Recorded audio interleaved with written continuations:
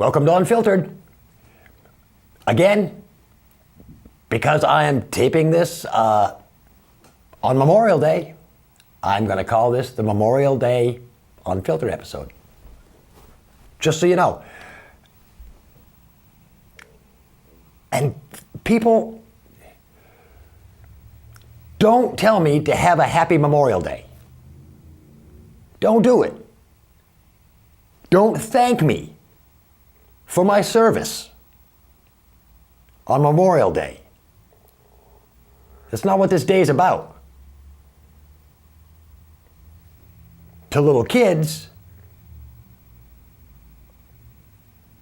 this day is about kind of the first bit of summer. It's when people go to the lake and they open up the cottages and they have barbecues and they have family get-togethers, and that's not what this is all about. Memorial Day is not a happy day. Memorial Day is a somber, sad day to remember the ones that have fallen so that we could have the freedoms that we have today. And we're going to bring this all into perspective here later in the show. Because, it's, while I'd love to rant, it doesn't seem appropriate on this day that I'm filming this to rant about the idiots that are running this country. Today we're going to honor the folks that paid the ultimate price so that these idiots can run the country into the ground like they are. And they were people like you and I. Normal, everyday people. Farmers and mechanics. Mill workers. Poop shovelers. You name it. The people who are honored this day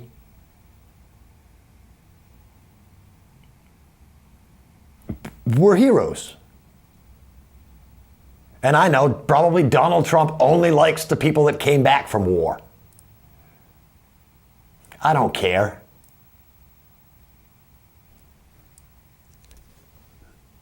The people that we honor today on Memorial Day are the people that sacrificed their lives and their own freedoms so that you could have yours.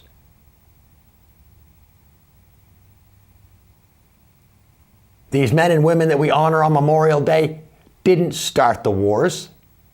They didn't ask for the wars.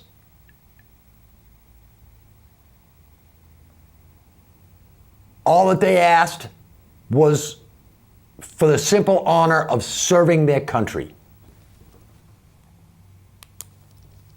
That's probably why the whole presidential stuff, it doesn't really matter to me. Republican, Democrat, all these issues that should be private people's issues, none of that matters to me because I was in the military. And when you're in the military, it doesn't matter who the president is, he's the boss.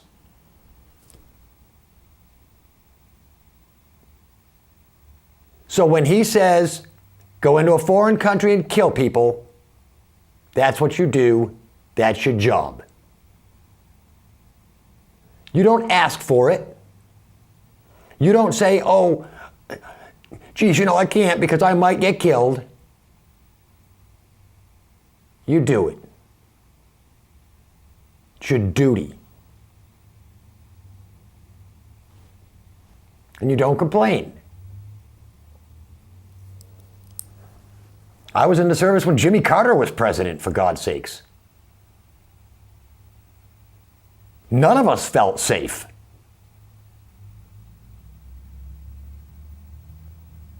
I was in the Mediterranean Sea on an aircraft carrier, the USS Saratoga, when the military went in on their secret mission to rescue the hostages that all went to hell one night in Iran.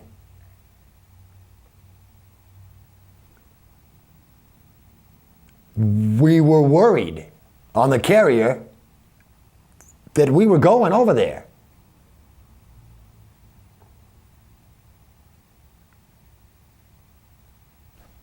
A little while later, Ronald Reagan got into office,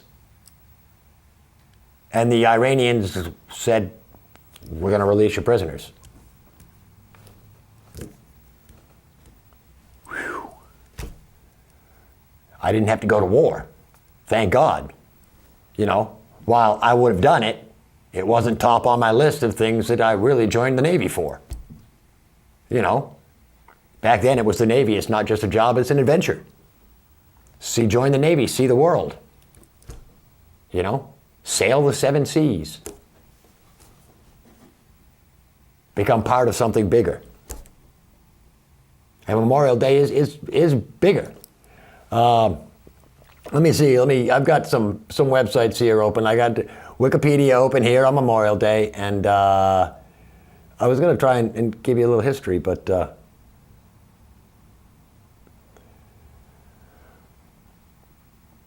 trying to find when it started.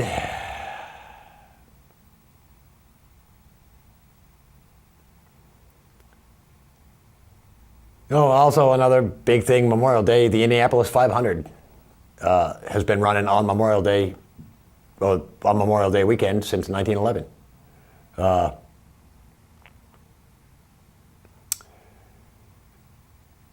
In 2000, Congress passed the National Moment of Remembrance Act, asking people to stop and remember at 3 p.m. Again, I mean, this is traditional observance of Memorial Day is the flag of the United States is raised briskly to the top of the staff and then solemnly lowered to the half-staff position, where it remains only until noon. It is then raised to full staff for the remainder of the day. The half-staff position remembers the more than 1 million men and women who gave their lives in service of their country. At noon, their memory is raised by the living who resolved not to let their sacrifice be in vain, but to rise up in their stead and continue to fight for liberty and justice for all. That's what Wikipedia says the traditional observances.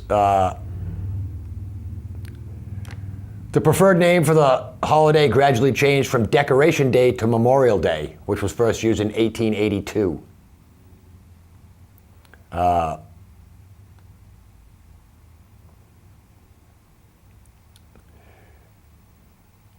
It was declared the official name by federal law in 1967.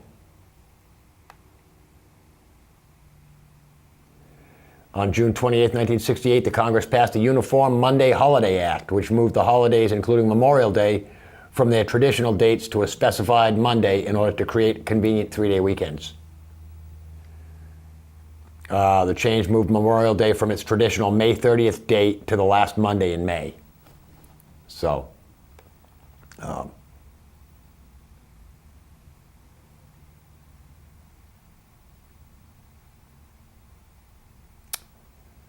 So that's some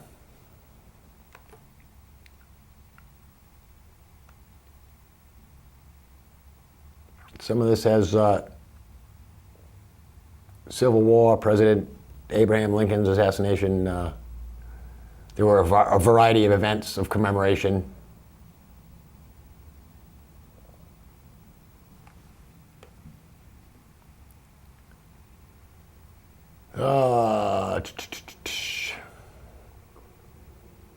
All right, so that's about, that's Memorial Day, and that's what today is. Today is Memorial Day, or you're going to see this on Tuesday. So yesterday was Memorial Day.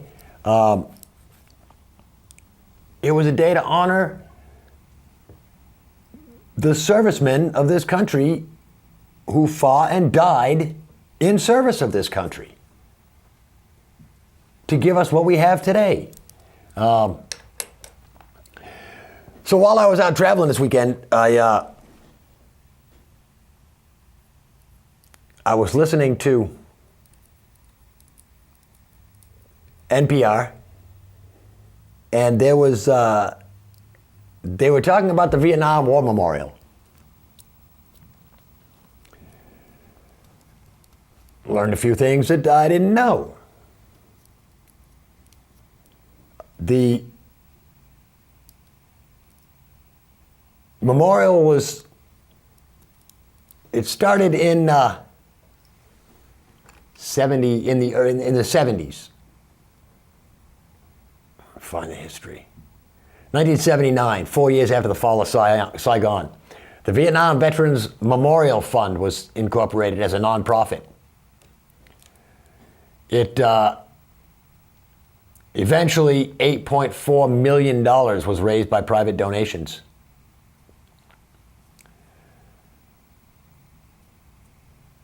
There was a design competition that took in thousands of designs, actually. On March, by the end of the year, a year later, so in 1980, a site near the Lincoln Memorial was chosen and authorized by Congress on the site of a demolished World War I munitions building. Congress announced the winner of a design competition will design the park. And by the end of the year, 2,500 people registered for the design competition with a prize of $50,000. And on March 30th, 1981, 1,421 designs were submitted. The designs were displayed at an airport hangar at Andrews Air Force Base for the selection committee in rows covering more than 35,000 square feet of floor space. Each entry was identified by number only to preserve the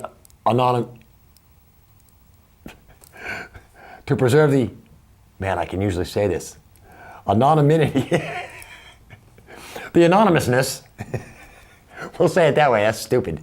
I hate it when that happens, of the authors. All entries were examined by each juror. The entries were narrowed down to 232, then 39, and then finally the jury selected entry number 1026. The artist was Maya Lin. You can look her up, MayaLin. She's an Asian woman, which in the beginning, because I wasn't paying much attention back in the early 80s, I was too busy, getting out of the service, falling in love, having kids, and all that stuff. But there was a huge opposition. The design was looked at as, I believe that one Vietnam veteran called it the Black Scar of Death or something. There's a reason that Maya Lin chose the finish that she did. It's a black marble. It is, go back to the top of the page.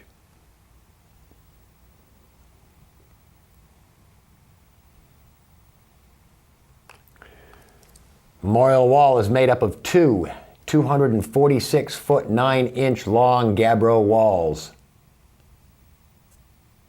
At the highest, they are 10.1 feet high, and they taper to a height of 8 inches at the extremities. Symbolically, this is described as a wound that is closed and healing. The names are etched on the wall, on the black wall. The names of every service member killed in Vietnam. And it's not alphabetical. According to the designers, that would have been just too unwieldy and hard to use for the mourners. The names are on the wall chronologically from one end to the other, by dates. 58,191.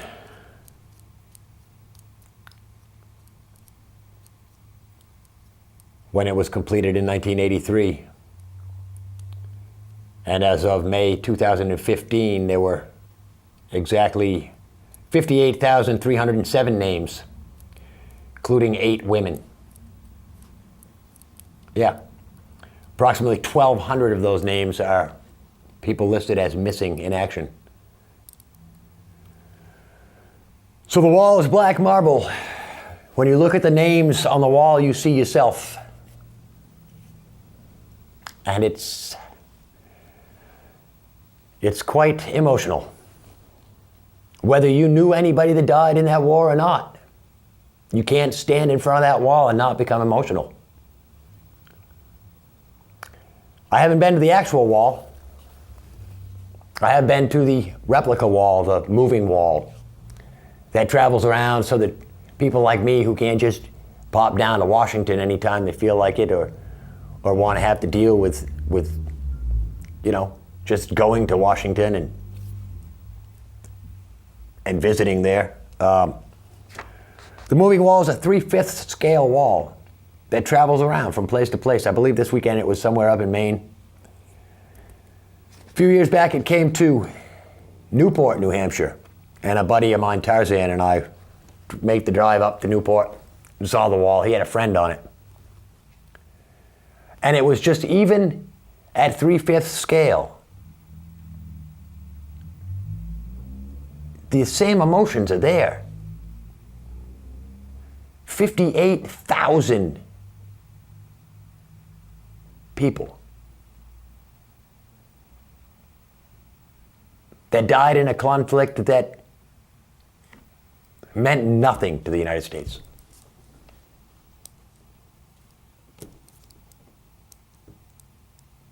Yeah. It's sad. And an even sadder fact is coming up. What else did I want to say about the wall? I don't think there was much else about the wall. It's an incredible sight. There's also the three soldiers,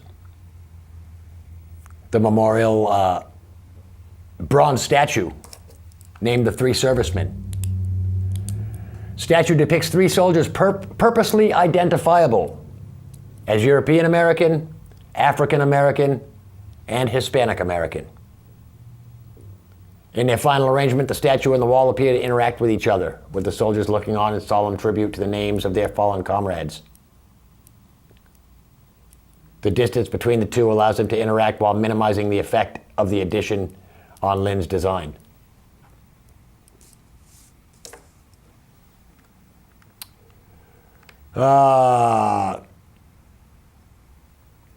The names.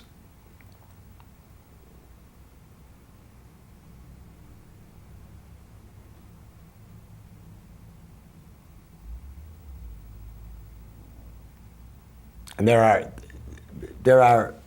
people who actually help you find names. You go with a name and a date of service, and they'll help you find the name on the wall, which is very cool. All right. How many people are we actually honoring on Memorial Day? You may wonder. It's a lot. and this morning when I did all my little research, my little 20 minutes worth of research on this subject, a lot of the websites that you go to when you type in, how many United States folks died in wars. I wanted a total number, since the United States, since the Revolutionary War, how many people have died in wars. One site that I saw said in the first 100 years of the country's existence, 683,000 died in wars, with the Civil War attributed for 91.2% of that at 623,000 in the Civil War. In the next 100 years, another 626,000 died. And of that, 65% were World War II casualties. This other site that I found, it says, the total number of Americans killed in action from all major wars combined the 10 listed below. Revolutionary War, War of 1812, Mexican-American War, Civil War, Spanish-American War, WW1, WW2, Korean War, Vietnam War, and Gulf War. Total number is 2,757,196. Goes on to say which, while a disheartening number, is about the same number of Vietnamese that died in the Vietnam War alone.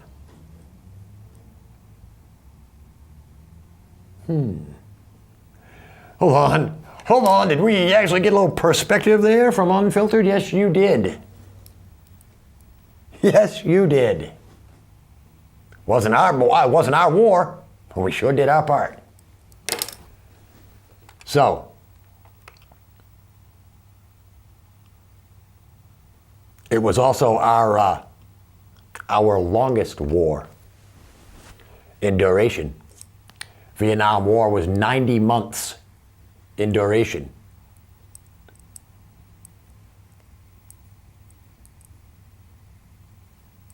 The Revolutionary War, in which we won our freedom, lasted 80 months. Yeah. Not as many deaths, because the guns weren't as good.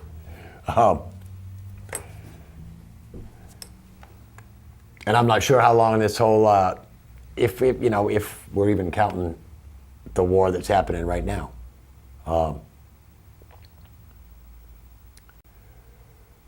Casualties, World War I. World War II was actually the most casualties of any of the wars at 1,078,162.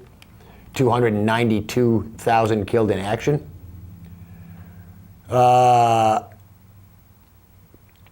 Let's get to